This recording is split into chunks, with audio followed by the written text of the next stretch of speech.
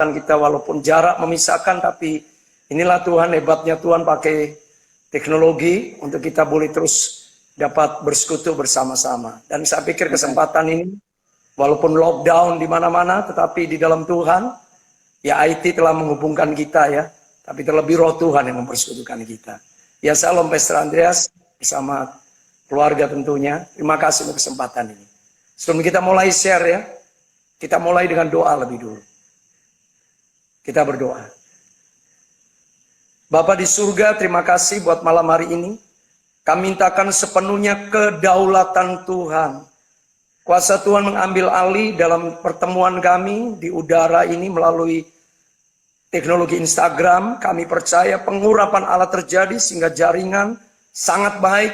Internet yang tersambung, baik kami, baik Pastor Andreas di Jogja bersama komunitas. Demikian juga kami di sini bersama komunitas dengan jemaat GBO of Truth. Demikian semua teman pelayanan, baik Pastor Yusak Kristianto di Surabaya dan komunitas. Kami boleh dipertemukan untuk kami boleh bersama-sama bersekutu pada malam hari ini. Nyatakanlah kebenaran firman-Mu dalam topik pembahasan yang kami akan bicarakan. Biarlah firman Tuhan menerangi hati kami, sehingga kami sungguh dapat mengerti apa maksud rencana Tuhan yang sudah mengizinkan segala sesuatu terjadi dalam hidup kami. Bahkan secara umum di tengah dunia yang dirasakan oleh semua orang. Biarlah kami mengerti apa yang menjadi kehendak-Mu ya Bapa, supaya kemuliaan-Mu terus dinyatakan di dalam kami. Terima kasih, Tuhan berkatilah ibadah pertemuan kami ini, sharing kami ini, dalam kuasa hadirat Tuhan yang dahsyat. Kami bersyukur dalam nama Tuhan Yesus. Tuhan memberkati seluruh jaringan internet lewat Instagram ini berjalan sempurna dalam pimpinan Allah Bapa. Kami sudah berdoa dalam nama Tuhan Yesus Kristus. Haleluya. Amin. Amin. Baik. Shalom semuanya sekali lagi ya Pastor. Shalom, Tuhan berkati. Shalom Kak Freddy. Bersama komunitas yang ada di Jogja dan semua teman-teman juga yang ikut bergabung dalam perbincangan kita malam hari ini. Tema yang kita bicarakan malam hari ini, kita akan bicarakan durasi kurang lebih 40 sampai 45 menit ya. Baik, dengan tema kita bersama perubahan melalui goncangan. Kita tahu perubahan melalui goncangan ini bukan sekedar sebuah tema yang muncul sebagai sebuah gagasan semata-mata, karena faktanya kita sekarang sedang mengalami perubahan. Ada banyak sisi kehidupan kita yang sekarang ini Tuhan izinkan, bukan hanya kehidupan Kristen, tapi kehidupan semua orang di seluruh dunia mengalami global changing, ya, perubahan global yang menyeluruh. Hari-hari ini orang yang tadinya nggak suka internet, pelayanan gereja yang tadinya anti dengan fasilitas teknologi, internet, live stream, mau nggak mau dipaksain. Ada sebuah gaya hidup, gaya pelayanan yang baru, perubahan sedang terjadi. Demikian juga pasar-pasar fresh market tradisional yang kelihatannya masih belum bisa ditinggalkan, khususnya bagi kita masyarakat Indonesia. Mau tidak mau sekarang orang lari ke shop online. Perubahan sedang terjadi secara menyeluruh. Dalam segala bidang, online menjadi sebuah kebutuhan yang mendesak. Artinya perubahan sedang terjadi. Dan tanpa kita sadari, perubahan ini sebenarnya diakibatkan oleh sebuah goncangan global yang sudah terjadi, yang kita kenal dengan Corona 19 sekarang ini. Ini goncangan global yang sudah menjadi sebuah kenyataan bahwa perubahan melalui goncangan ini sudah terjadi. Nah, kita sekarang melihat melalui kebenaran firman Tuhan. Firman Tuhan terambil melalui Ibrani pasal yang ke-12 ayat 26 sampai 29. Itu menjadi sebuah pokok renungan kita yang mendasar apa yang firman Tuhan katakan, bahwa perubahan itu terjadi melalui goncangan. Firman Allah sendiri sudah dituliskan melalui kitab Ibrani secara nyata. Ya, waktu itu suaranya, Ibrani 12 ayat 26, waktu itu suaranya menggoncangkan bumi. Tetapi sekarang ia berjanji, sekali lagi aku akan menggoncangkan, satu kali lagi aku akan menggoncangkan, bukan hanya bumi saja, melainkan langit juga. Ayat 27, ungkapan satu kali lagi menunjukkan perubahan kepada apa yang dapat digoncangkan. Karena ia dijadikan supaya tinggal tetap apa yang tidak tergoncangkan. ayat 28. Karena kita telah menerima kerajaan yang tidak tergoncangkan, marilah kita mengucap syukur dan beribadah kepada Allah menurut cara yang berkenan hormat dan takut. Sebab Allah kita adalah api yang menghanguskan. Di situ kata tentang melalui pembacaan kita ini, sudah jelas bahwa kata perubahan itu berkaitan dengan kegoncangan. Kata perubahan melalui ayat yang kita baca berhubungan dengan kegoncangan. Jadi perubahan itu dapat terjadi melalui kegoncangan. Seperti yang sudah nyata diberitahukan oleh perubahan ini terjadi melalui Tuhan secara jelas bagi kita. Ungkapan satu kali lagi menunjukkan perubahan kepada apa yang dapat digoncangkan. Supaya tinggal tetap apa yang tidak tergoncangkan. Jadi kaitan yang sangat nyata jelas melalui firman Tuhan bahwa perubahan itu terjadi melalui proses kegoncangan. Kalau kita melihat melalui peristiwa Alkitab, dari awal perubahan itu selalu terjadi lewat goncangan. Tuhan mengizinkan kegoncangan. Kita lihat bagaimana pada mulanya manusia pertama Adam dan Hawa sudah di tempat yang enak. Tiba-tiba mereka mengalami perubahan yang membuat mereka tiba-tiba harus keluar dari tempat yang enak, Eden, dilemparkan ke bumi. Mereka diusir dari Eden. Mereka diam di bumi. Sebuah proses goncangan yang luar biasa. Mereka harus dari situasi yang tadinya nyaman, menikmati segala fasilitas surga secara langsung. Hidup yang tidak berkesudahan, tidak ada batasan umur, menikmati segala yang diciptakan, memegang otoritas atas itu semuanya. Tapi ketika kegoncangan terjadi, ya tadi, ketika mereka menghadapi ujian si ular, mereka tidak siap. Mereka terjebak dengan ujian itu. Dan akibatnya, ya tadi, goncangan terjadi, perubahan pun harus terjadi. Segala sesuatunya terjadi, suatu babak peradaban manusia yang baru terjadi. Manusia pertama terjadi dari Eden, berpindah ke bumi ini. Kemudian berlanjut kalau kita perhatikan, perubahan melalui goncangan itu terus terjadi. Bagaimana pasal yang ke-6 kitab Kejadian, manusia dalam puncak kejahatannya, manusia pertama dari garis keturunan Adam ini sampai kepada Nuh, terjadi sebuah kegoncangan yang luar biasa. Kenapa? Karena manusia berbuat jahat. Sama seperti ketika Adam dan Hawa tidak mentaati firman Allah supaya mereka tidak makan buah dari pohon pengetahuan yang baik dan jahat. Kegoncangan terjadi supaya perubahan itu nyata. Mereka keluar dari Eden, ditempatkan di bumi. Demikian juga manusia keturunan Adam yang pertama. Sampai pada zaman Nuh mereka berbuat jahat, kegoncangan terjadi. Tidak main-main kegoncangan dalam bentuk air bah. Semua manusia dalam generasi Nuh sampai ke Adam, ke belakang itu hilang. Semuanya. Lahirlah sebuah babak peradaban yang baru. Perubahan terjadi. Melalui Nuh, istri dan ketiga anaknya Sem, Ham, dan Yafet. Prinsip ini terus berjalan. Ketika bangsa Abraham juga, keturunan Abraham mulai nyaman. Abraham, Ishak, Yakub tinggal di tanah perjanjian dalam keadaan nyaman. Tuhan izinkan kelaparan. Supaya perubahan itu terjadi. Kelaparan terjadi sehingga mereka mengungsi ke Mesir. Di tempat yang dipersiapkan Allah di Mesir melalui Yusuf. Ada perubahan terjadi. Supaya mereka sungguh-sungguh betul-betul mengenal Allah yang mereka sembah, yang dikenal oleh Allah mereka, nenek moyang mereka Abraham, Ishak, dan Yakub. Dan itu terus terjadi. Ketika mereka dibawa pulang kembali ke tanah perjanjian, semua terus berkelanjutan terus sampai pada kehidupan Daud. Bagaimana Daud sendiri mengalami keadaan nyaman yang luar biasa. Ketika dia menjadi penolong bagi Saul, mengalahkan Goliat, pujian, pengakuan, kehormatan, rasa keadaan yang baik itu sungguh terjadi dalam diri Daud sehingga dia menjadi anak mantu raja sendiri. Tapi apa yang terjadi? Justru Saul mengancam keselamatan Daud. Perubahan terjadi ketika Daud mulai merasa nyaman, perubahan terjadi. Raja yang dia bela ini justru yang menjadi ancaman bagi dirinya. Mertua yang dia kasih justru menjadi sebuah error dalam kehidupannya. Perubahan harus terjadi. Daud tidak bisa tinggal tetap dalam sebuah kondisi di mana dia tetap tinggal dalam keadaan nyaman. Ya, sampai berkelanjutan. Daud melarikan diri. Sampai dia ada di Filistin, dia merasa aman dari kejaran Saul. Tapi di Filistin kita lihat di sana ada goncangan dialami Daud. Dalam pasal 30, 1 Samuel pasal 30, Daud digoncangkan. Siklag di mana dia tempat merasa aman tinggal bersama orang-orangnya diserang oleh Amalek, dibakar habis. Daud harus betul-betul kembali mengizinkan perubahan yang Tuhan kehendaki dalam kehidupannya. Sampai dia naik takhta jadi raja. Kegoncangan terjadi ketika dia merasa nyaman. Merasa nyaman dengan keadaannya. Dosa menyelinap, goncangan terjadi.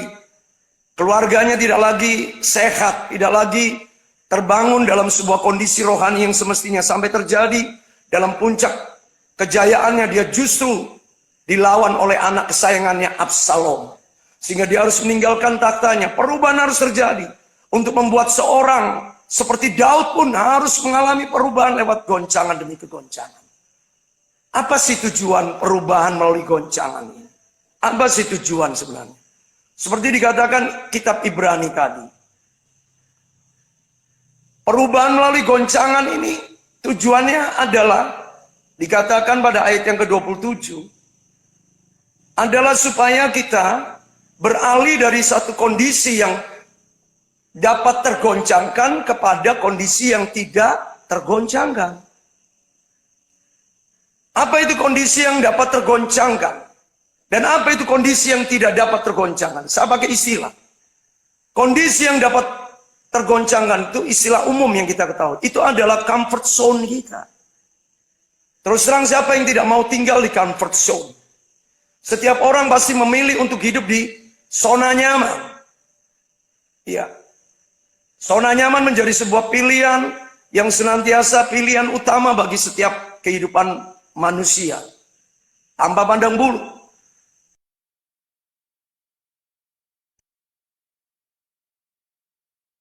Ditetapkan untuk kita berada di zona nyaman. Kita harus ada di zona yang tidak tergoncangkan. Iya.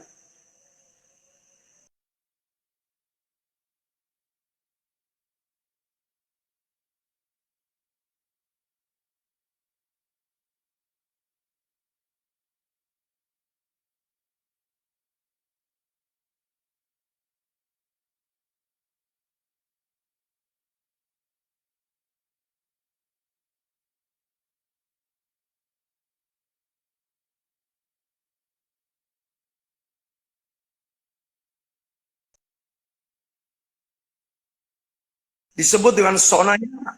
Zona nyaman. Yang tidak tergoncangkan itu kita sebut dengan istilah safety zone. Zona keselamatan, safety zone. Banyak kita ini memakai, tanpa kita sadari kita memakai teori dunia. Dunia ini nggak salah, mereka mengejar comfort zone karena memang dunia ini adalah areanya mereka. Tapi kita anak-anak Tuhan, kita tahu kita ada di dunia ini bukan untuk mencari comfort zone. Kita harus ada di tempat yang disebut safety zone. Dari bahasa Inggris kita melihat perbedaan di sini. Comfort itu nyaman, menyenangkan. Dunia pasti setiap orang cari hal-hal yang enak-enak, menyenangkan, dan memberikan rasa nyaman. Kasur pun, spring bed pun, mereknya comfort, spring bed comfort. Iya, kursi-kursi mahal pun mereknya comfort chair. Semuanya pada. Nah, sebaliknya, yang Allah kehendaki itu adalah kita berada di tempat yang tidak tergoncangkan. Kata safety bahasa Inggris jelas. Makanya ada ungkapan bahasa Inggris safety first. Yang pertama-tama itu keselamatan, selamat dulu. Keselamatan dan keamanan. Arti safety itu selamat dan aman. Sudah selamat dan aman belum? Percuma kita memiliki comfort, nyaman dan tenang, kenyamanan dan ya kesenangan, ya bukan tenang, kesenangan. Tapi kalau kita tidak punya keselamatan dan aman, apa yang Alkitab beritahukan pada kita, apa yang Tuhan Yesus ajarkan pada kita adalah Tuhan memberikan pada kita jaminan keselamatan dan keamanan. Tuhan tidak berjanji untuk memberikan pada kita sebuah keadaan yang nyaman dan senang-senang, bukan. Tapi yang pasti kita selamat. Percaya Tuhan Yesus kita pasti selamat. Kita aman, bukan berarti kita tidak mengalami pencobaan. Tapi dalam pencobaan, Tuhan janjikan kita aman dan selamat. Dan dalam proses aman selamat itulah kita akan mengalami ketenangan. Walaupun keadaan bagaimanapun juga ketika kita di dalam Kristus, maka safety zone, wilayah di mana kita aman dan selamat itu dijamin oleh Tuhan. Nah, anak-anak Tuhan banyak yang bergeser dari yang seharusnya berada di safety zone, tempat yang tidak tergoncangkan, berpindah pelan-pelan ke comfort zone, tempat yang sekedar nyaman dan menyenangkan, tapi belum tentu aman dan selamat. Ini adalah comfort zone, ini keadaan yang bisa digoncangkan. Nah, fakta yang terjadi sekarang ini, dalam segala aspek semuanya yang berbicara comfort zone goncang. Bukti nyata adalah negara Amerika, sebuah negara yang memberikan sebuah filosofi comfort zone yang sangat mempengaruhi dunia, itu Amerika. Segala sesuatu yang bicara comfort zone, ya apa yang kita bicarakan comfort zone, food class, ya makanan yang berkelas, ya life class, ya hidup yang berkelas, itu semuanya. World class, semuanya itu yang sedang diciptakan oleh Amerika. Dan itu mempengaruhi dunia. Dan sekarang apa yang terjadi ketika Amerika membangun comfort zone-nya? Ternyata mereka tidak melupakan safety zone. Melupakan safety zone ini, mereka tidak melekat pada Tuhan Yesus yang dulu sudah mereka warisi dari founding fathers mereka. Founding fathers mereka membangun dalam sisi safety zone. Tapi generasi mereka di abad 20 ini menggantikan safety zone sudah ketinggalan. Rasa aman kami bukan pada Kristus lagi. Rasa aman kami terletak seberapa banyak kami dapat menikmati comfort zone itu sendiri. Segala kesenangan, segala rupa-rupa yang mereka ciptakan melalui movie, melalui food, melalui kesenangan hobi yang terkenal, sampai olahraga-olahraga yang ekstrim mereka ciptakan. Di balik itu semuanya mereka sedang menciptakan, mempengaruhi dunia untuk hidup dengan gaya hidup comfort, gaya hidup zona nyaman. Bukan gaya hidup safety. Buktinya sekarang ini, korban terbesar yang terjadi di dunia adalah kalau Amerika hidup dalam nilai safety first, safety zone, seharusnya mereka siap. Dunia kedokteran mereka canggih. Dunia kedokteran mereka seharusnya tidak rentan goncangan ini. Tapi kenapa ini bisa terjadi? Bahkan Amerika mengalami korban yang terparah. Karena mereka sendiri yang membangun filosofi kehidupan yang meninggalkan safety zone kepada Kristus, perlindungan kepada Kristus, mereka alihkan kepada rasa nyaman yang bergantung kepada hal-hal lahiriah, hal-hal materialis, hal-hal yang berhubungan dengan kesenangan secara jasmani, yang secara rohani kita tahu, itu bicara kedagingan, hawa nafsu. Inilah yang terjadi, inilah perubahan yang Tuhan izinkan terjadi. Hei, comfort zone itu tidak akan pernah memberikan safety zone. Hal-hal kesenangan secara dunia, nyaman dunia itu belum tentu dan tidak akan pernah bisa memberikan keamanan, jaminan keselamatan. Jaminan keselamatan hanya ada di dalam Kristus. Amin. Sebab itu goncangan ini harus terjadi supaya banyak manusia berubah. Banyak manusia harus beralih dari comfort zone, changing to safety zone. Dari zona nyaman kita beralih kepada zona aman. Selamat, pasti selamat dalam Kristus. Hidup bersama Kristus, bergaul dengan Kristus, bersekutu dengan Kristus, mengalami hal-hal yang dikehendaki oleh Kristus. Loh, mungkin pertanyaan kita, loh memangnya dunia ini tidak boleh dinikmati? Saya memberitahukan, dunia ini punya istilah sendiri. Ketika iblis berhasil menarik manusia pertama Adam dan Hawa jatuh ke dalam dosa. Saya memberitahukan, label comfort zone itu sudah dibangun oleh iblis sejak dari semula. Begitu manusia dijatuhkan ke dalam dunia, maka dunia ini sudah diberi merek label comfort zone. Jadi setiap orang yang tidak sungguh di dalam Tuhan, jelas mereka akan terjebak dalam segala bentuk pengaruh nilai-nilai kehidupan comfort zone. Karena itulah yang dibangun oleh iblis. Kan iblis ngomong, kalau engkau makan buah yang ada di tengah-tengah taman itu, kamu akan memiliki pengetahuan. Comfort zone itu datangnya dari mana? Knowledge. Pengetahuan yang baik dan jahat. Orang bisa mendapatkan comfort zone kalau dia merasa pinter, dia merasa punya pendidikan banyak, dia bisa cari kerja, dia bisa mendapatkan status sosial, dia naik ke S1, S2, S3. Semuanya itu untuk apa? Akhirnya ujung-ujungnya adalah pengetahuan yang baik dan jahat. Artinya di sini iblis sudah membangun sebuah comfort zone yang memang sudah diberitahu Allah sejak semula. Kamu boleh makan semua buah dari pohon yang ada di taman, kecuali pohon yang di tengah-tengah itu. Ada dua pohon yang di tengah itu, yaitu pohon kehidupan dan pohon pengetahuan yang baik dan jahat. Iblis menipu. Kalau pohon kehidupan nggak akan berdampak pada Adam dan Hawa.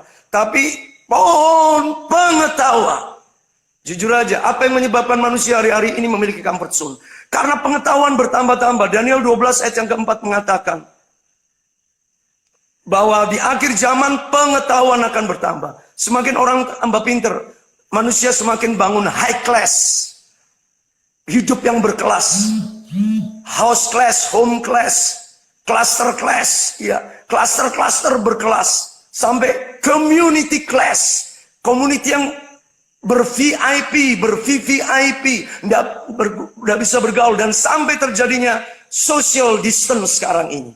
Ini menjadi sebuah perangkap akibat daripada comfort zone yang sudah dibuat oleh iblis sejak semula ketika menarik manusia pertama jatuh ke dalam dosa. Kalau begitu, apa nama yang disebutkan untuk dunia ini? Dunia ini namanya adalah battleground, battlefield. Bagaimana kita bisa tetap bertahan di battleground dunia ini battleground? Karena kalau Kejadian pasal 3 ayat 15 Tuhan sudah ngomong. Aku Kejadian 3 ayat 15 Tuhan sudah ngomong. Aku akan mengadakan permusuhan antara kamu dengan perempuan ini. Antara keturunanmu dan keturunannya. Keturunannya akan menginjak kepalamu dan engkau akan menginjak tumitnya, menghancurkan tumitnya. Keturunannya akan menghancurkan kepalamu, kepala ular itu. Tetapi engkau iblis akan menghancurkan tumitnya. Dan itu dipertegas lagi dalam Wahyu pasal 12 antara perempuan dan naga. Iblis tahu persis ketika di dunia ini manusia akan berada dalam battleground. Nah, bagaimana iblis bisa memenangkan battleground di dunia? Label comfort zone itu dibangun. Nah, sebaliknya bagi kita anak-anak Tuhan, supaya kita bisa memenangkan battleground kita di dunia ini, kita harus ada di safety zone. Kalau kita ada di battleground, kita tidak mungkin di luar safety zone. Orang yang berada di dalam peperangan, dia harus ada kubu pertahanan. Daud mengatakan, aku tinggal di kubu pertahanan, aku tinggal di tembok perlindungan, aku tinggal di kota benteng. Itu bicara safety zone. Makanya Daud mengatakan, hanya dekat Allah saja aku merasa tenang. Daripadanya lah my safety field, my safety zone, my safety area. Itulah tempat tinggal, rasa aman Daud. Hanya dekat Allah aku merasa, daripadanya lah keselamatanku. Hanya dialah gunung batu dan keselamatanku. Kota bentengku, aku tidak akan goyah. Kemudian Daud lagi mengatakan, Mazmur 62 ayat yang ke-6. Hanya daripadanya lah aku merasa tenang. Sebab dialah harapanku. Hanya dia gunung batuku. Ayat 7, keselamatanku. Ya, kota bentengku, aku tidak akan goyah. Pada Allah, ayat yang ke-8. Pada Allah ada kekuatanku dan ada keselamatanku dan kemuliaanku. Maka ayat 9, percayalah kepada Tuhan, hai umatnya. Curahkanlah isi hatimu pada Allah. Karena Tuhanlah Allah, ialah tempat perlindungan kita. Selah. Daud tahu persis bahwa di dalam dunia ini, di dalam battleground, dunia berarti battle area, battlefield, battle zone. Seperti yang dikatakan Kejadian 3:15. Aku akan mengadakan pertempuran, dunia enggak. Tapi sebaliknya, iblis menciptakan comfort zone. Begitu orang ada di dunia, mereka pikir, inilah tempat di mana aku harus mencari, membangun, mengejar. Jujur aja, hari-hari ini apa yang dilakukan oleh manusia? Manusia banyak memilih tinggal di comfort zone. Siapa yang mau tinggal di dead zone? Dan danger zone, war zone. Padahal sesungguhnya kita tidak usah ngomong bad zone, war zone. Kita sudah ada dari semula battle area. Kita harus memenangi peperangan kita. Kalau kita tidak sungguh-sungguh dengan Tuhan, ya tadi iblis akan tipu kita habis. Karena itu di battleground ini, di dunia ini, kita harus pastikan untuk kita memenangkan peperangan pertempuran secara rohani di dunia ini. Kita harus pastikan kita ada di safety zone-nya Allah. Seperti kata Daud, hanya dekat Allah saja aku merasa tenang. Itu harus kita alami. Jadi harus ada perubahan dari comfort zone yang tergoncangkan kepada safety zone yang tidak tergoncangkan. Perubahan ini harus terjadi. Yang kedua adalah tujuan daripada perubahan melalui goncangan yang pertama. Supaya kita beralih dari comfort zone ke safety zone. Yang kedua adalah perubahan melalui goncangan itu, tujuan yang kedua adalah melatih kita. Melatih kita supaya kita memiliki reaksi yang benar terhadap goncangan itu sendiri. Sesuatu yang lebih berat, lebih sulit, itu tergantung reaksi kita.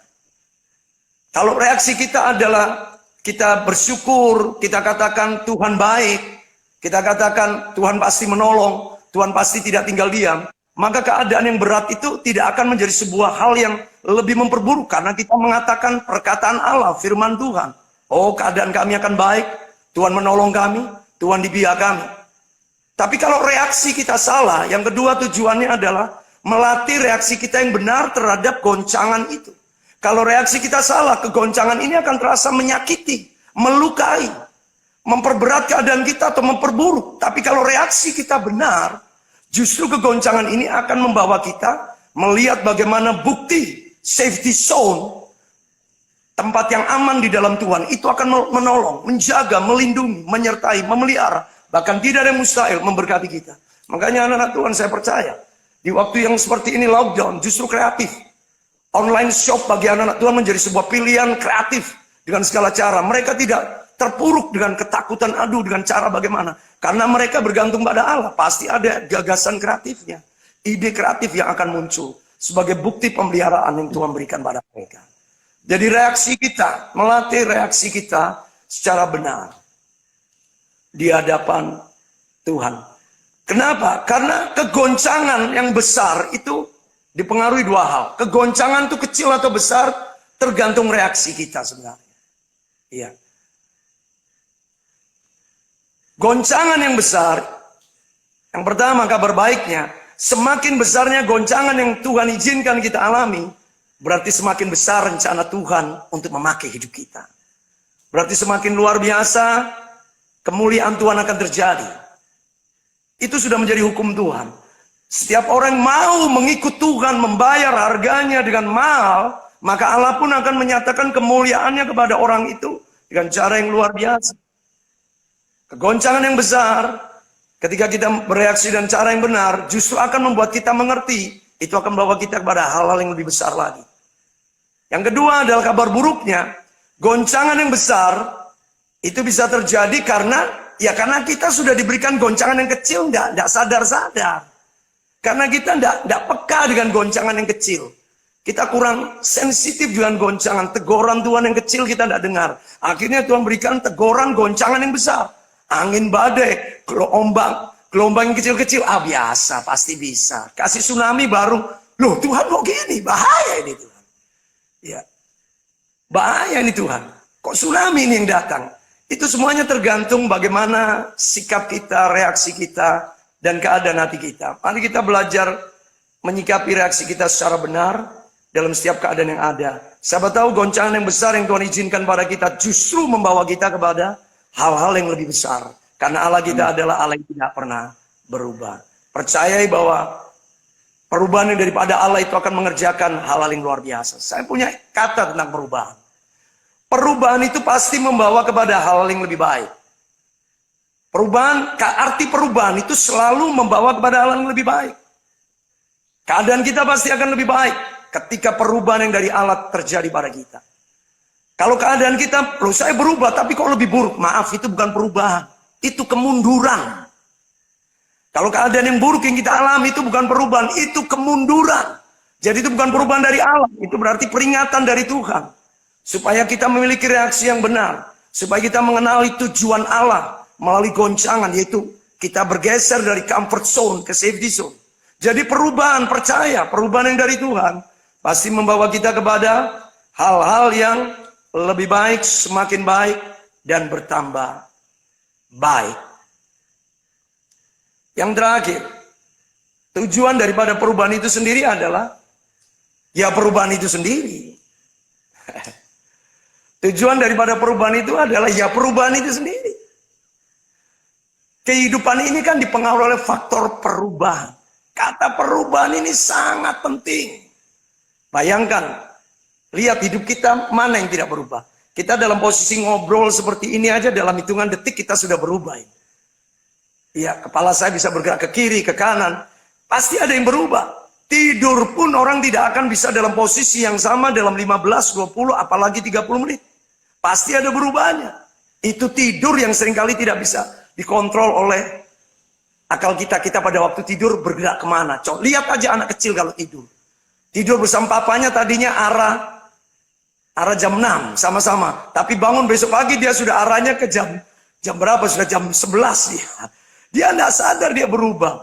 Itulah dalam keadaan tidur aja bisa terjadi perubahan. Apalagi dalam keadaan kita terjaga. Jujur aja kita punya niat sesuatu. Ke toko, ke pasar. Kita mau beli sesuatu. Begitu sampai di toko bisa berubah. Apa yang tidak mau kita beli, kita bisa beli. Ya, itulah sebuah the power of changing. Dampak dari kekuatan perubahan. Karena apa? Karena perubahan itu merupakan bagian daripada kehidupan. Kenapa alam mengizinkan perubahan itu menjadi sebuah kebenaran sejak awal Tuhan izinkan mulai dari Adam dan Hawa. Semuanya harus terjadi. Karena Allah mau supaya mereka mengalami perubahan yang sesungguhnya. Perubahan yang bagaimana? Perubahan yang menjadi segambar serupa dengan Allah. Setiap kita pada akhirnya kita akan diubahkan untuk menjadi segambar dan serupa dengan Allah. Karena untuk itulah Allah kendaki di dalam kehidupan kita. Makanya setiap kita yang diubahkan segambar dengan Allah, maka ini akan terjadi. Bukti tanda bagaimana kita diubahkan segambar serupa dengan Allah. Ketika kita mengalami keadaan apapun, maka ayat 28 itu menjadi kebenarannya. Kita akan bisa mengucap syukur. Mengucap syukur dalam segala hal. Ayat 28 mengatakan mengucap, ya karena kita telah menerima the safety zone, kerajaan yang tidak tergoncangkan, maka kita bisa mengucap syukur, itu tandanya. Mengucap syukur dan beribadah kepada Allah dengan cara yang berkenan kepadanya. Kita akan bisa mengucap syukur. Mari kita uji, kalau kita sulit mengucap syukur berarti kita masih ada di area yang belum semestinya. Karena ada sesuatu yang membuat kita merasa terluka, tergoncangkan, membuat kita merasa disakiti. Berarti ada sesuatu yang bisa tergoncangkan dalam hati kita. Berarti the kingdom area belum nyata. Kingdom field belum teruji di dalam diri kita. Itulah safety zone belum nyata. Kalau kita ada di dalam kingdom area, safety zone-nya Allah, kita tidak akan tergoncang. Orang mau sakiti kita, orang mau lukai kita, orang mau bahkan aniaya kita, kita tidak akan menimbulkan balasan apapun. Karena kita aman di dalam Tuhan. Yang lahir adalah ucapan syukur. Bahkan ibadah yang semakin berkenan kepada Tuhan. Sampai kita tahu, yang terakhir, Allah adalah api yang menghanguskan. Artinya perubahan itu menjadi bagian rencana Allah. Di dalam unsur api yang disebutkan Alkitab ada dua dampaknya. Kalau dari jerami, kayu, alang-alang pasti angus. Tetapi yang terbuat dari emas, intan, permata semakin luar biasa bersinar. Itulah tujuan Allah. Orang-orang yang hidup di comfort zone akan hangus terbakar. Tapi orang-orang yang di safety zone, mereka akan semakin menyatakan kemuliaan Allah. Allah sendiri akan memulihkan. Itulah tujuan perubahan melalui kegoncangan. Supaya kita semakin diubahkan serupa segambar dalam kemuliaan Tuhan. Amin. Amin. Ya. Amin. Jadi Ya. Dari kita sendiri harus pastikan kita berada di mana gitu ya Kak ya. Apakah kita Betul. masih di comfort zone atau kita sudah di posisi safety zone yang Kak Freli tadi bilang. Ya. Kalau kita di posisi safety zone, pastinya kita berada dalam kondisi yang tidak tergoncangkan. Amin. Betul. Ya, lalu di ayat yang tadi kan dikatakan supaya kita beribadah dengan cara yang berkenan. Cara yang berkenan dan istilahnya takut akan Tuhan gitu ya Kak ya. Ya. Iya. Jadi keinget gini itu Kak. Kalau dulu kita misalnya di gereja senangannya online gitu kan. Sekarang dibikinin gereja online, pengennya ke gereja fisik gitu kan. Ya, datang gitu ya Kak ya. Iya.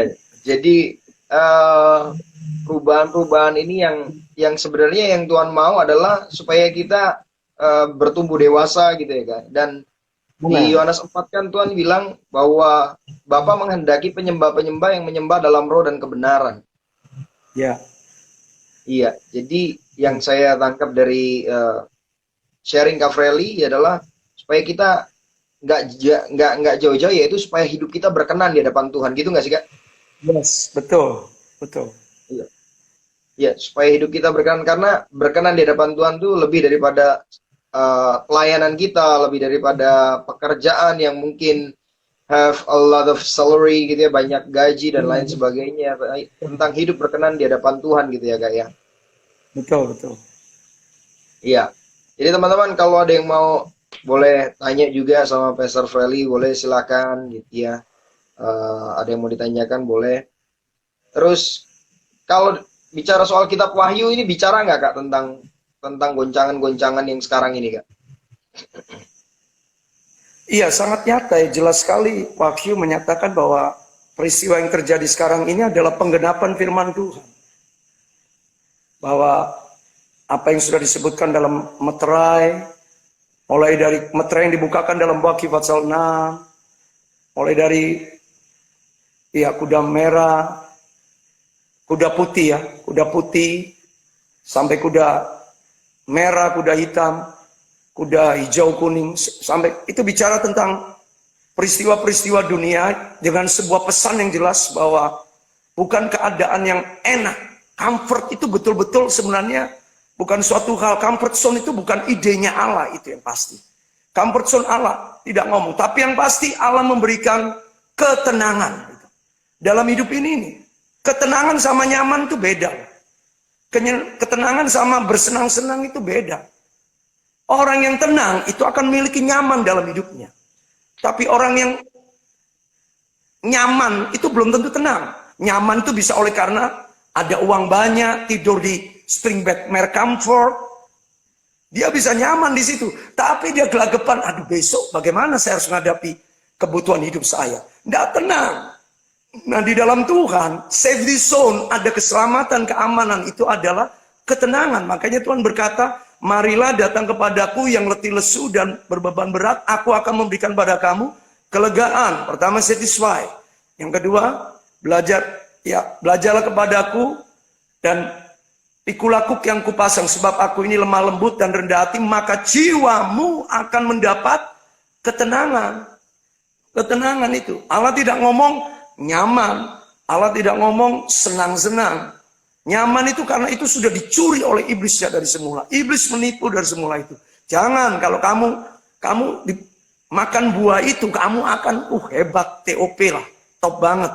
Ya tadi kamu akan nyaman, kamu akan tahu semuanya, kamu akan menjadi sama seperti Allah. Nyaman itu adalah label yang dibuat oleh iblis sejak semula, comfort zone. Nah tanpa sadar anak-anak Tuhan berlari ke sana. Jadi ya kitab Wahyu sudah otomatis. Karena inilah tujuan Allah. Sekarang ini kita lihat tidak ada seorang pun yang bisa menepuk dada.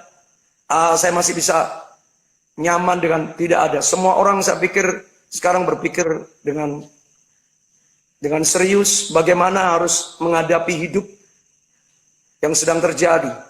Pertanyaan sekarang bukan hanya soal COVID-19. Karena yang ada di kepala orang-orang adalah apa yang terjadi setelah COVID-19. Berarti ini bukan suatu hal yang mudah. Ya tadi comfort zone ini sedang digoncang. Pastor Andreas, sedang digoncang. Dan Wahyu sudah memberitahukan bahwa comfort zone itu bukanlah sebuah hal, area yang Tuhan janjikan. Yang Tuhan janjikan adalah safety zone.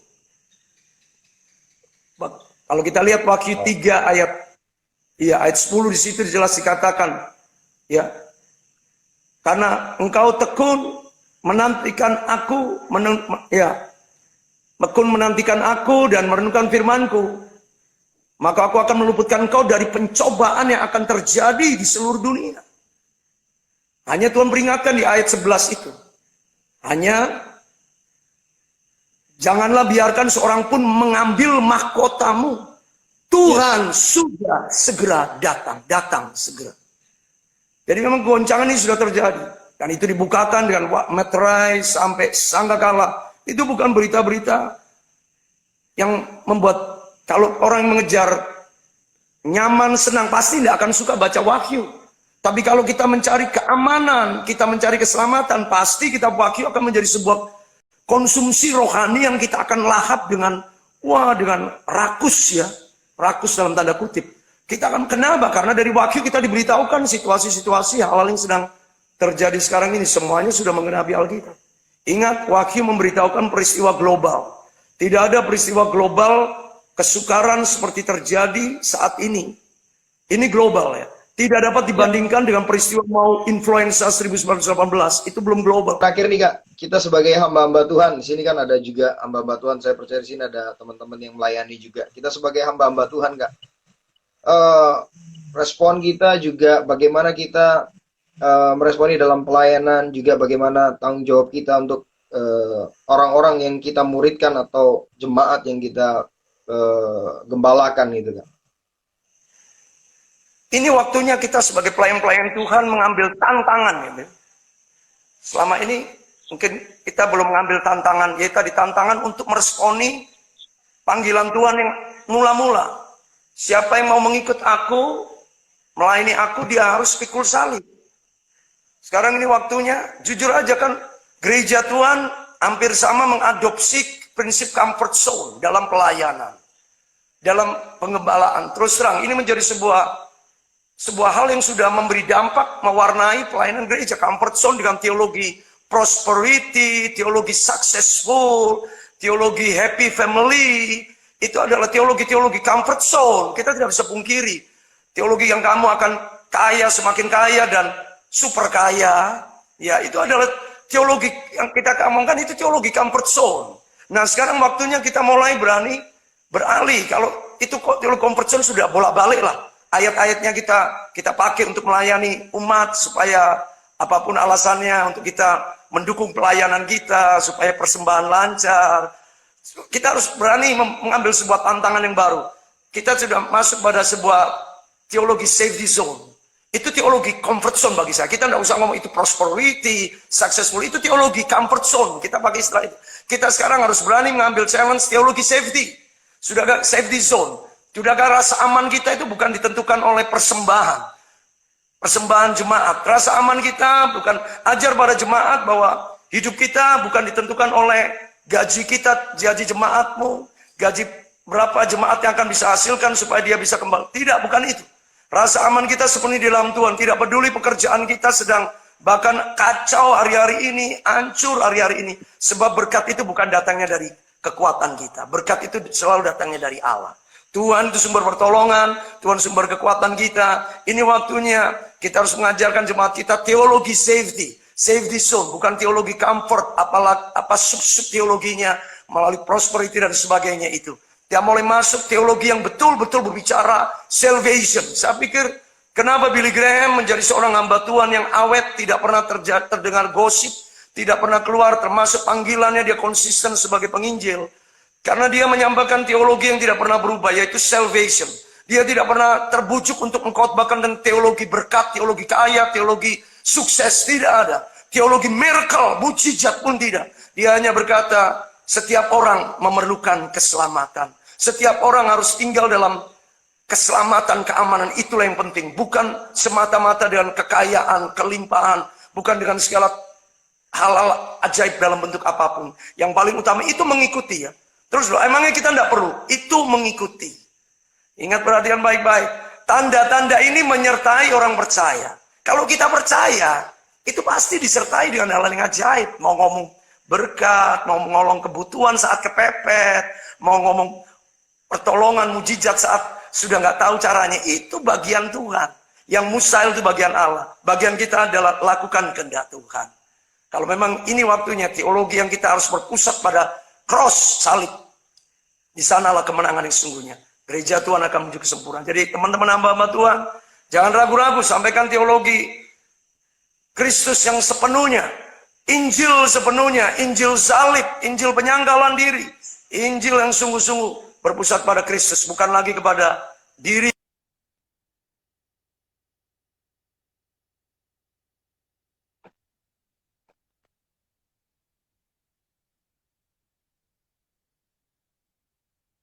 siap dengan tantangan yang baru, melayani Tuhan. Seperti itu, Pastor Andreas. Wow, luar biasa. Dan berarti kayaknya itu yang melatar belakangi Kak Fredly juga ke Manokwari ya, keluar dari comfort zone, atau bukan Ya, keluar dari comfort zone sih, tapi saya tahu sih karena memang di Surabaya Kak Fredly juga nggak terlalu hidup di comfort zone juga, dalam artian pelayanannya saya ngerti di terminal Joyoboyo itu ya, saya tahu terminal pelayanan Kak Fredly banyak di sana, lalu pindah ke Manokwari. Sedikit aja Kak, apa yang membuat Kak Fredly memutuskan akhirnya pergi ke Manokwari Kak?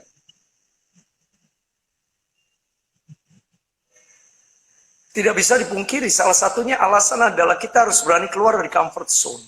Apapun pelayanan kita, mau pelayanan di orang paling miskin sekalipun, selama itu adalah tempat yang kamu kenal, tempat yang kamu sejak lahir, kamu di situ bisa merasa aman. Pelayanan itu hanya embel-embel, Dre. Yang pasti itu adalah sisi yang orang tidak tahu. Kita boleh melayani orang paling menderita, tapi kalau di dalam sisi yang orang tidak tahu, behind the doors, ya, itu yang harus orang tahu. Behind the doors, di balik pintu ada hal yang kita sembunyikan. Saya enak di Surabaya, walaupun pelayanan saya mungkin ngomong anak-anak jalanan, karena di sana saya banyak teman, di sana saya banyak relasi gereja Tuhan yang sudah mengerti pelayanan, yang akan mendukung pelayanan kami. Saya sudah banyak, saya bangun pelayanan itu 16 tahun sejak ya bersama Pastor Andreas pada waktu itu ya, sampai semuanya itu. Nah sekarang ini bagaimana kita ya tadi yang paling utama adalah meninggalkan rasa nyaman dari sisi yang seperti Tuhan katakan pada Abraham. Tinggalkan sanak familimu, keluargamu, tempat tinggalmu. Artinya berada di sebuah keadaan di mana tidak ada faktor lain yang bisa menolong engkau kecuali Tuhan. Itulah arti keluar dari comfort zone. Bukan model pelayanannya, bukan bentuk pelayanannya, tetapi tempat betul-betul di mana we alone with Christ, with God. Kita sendiri dengan Tuhan. Tidak ada orang lain yang kita bisa harapkan. Itulah arti comfort zone. Tidak ada yang bisa kita bisa minta tolong, kita bisa datangi ke rumahnya. Kita dengan sebagai hanya Tuhan sendiri.